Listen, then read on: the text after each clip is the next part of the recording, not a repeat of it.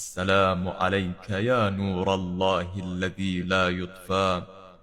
السلام عليك يا حجة الله على من في الأرض والسماء.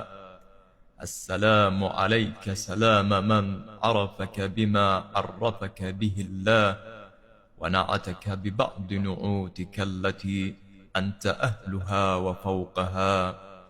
أشهد أنك الحجة على من مضى ومن بقي، وأن حزبك هم الغالبون، وأولياءك هم الفائزون، وأعداءك هم الخاسرون، وأنك خازن كل علم، وفاتق كل رتق، ومحقق كل حق، ومبطل كل باطل.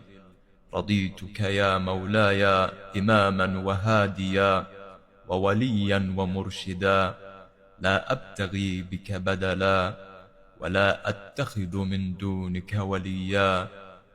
أشهد أنك الحق الثابت الذي لا عيب فيه، وأن وعد الله فيك حق، لا أرتاب لطول الغيبة وبعد الأمد، ولا أتحير مع من جهلك وجهل بك.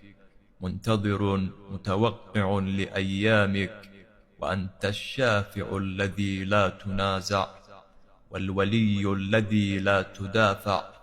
ذخرك الله لنصرة الدين وإعزاز المؤمنين، والانتقام من الجاحدين المارقين.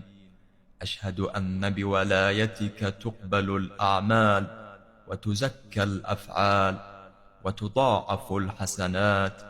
فمن جاء بولايتك واعترف بإمامتك قبلت أعماله، وصدقت أقواله، وتضاعفت حسناته، ومحيت سيئاته.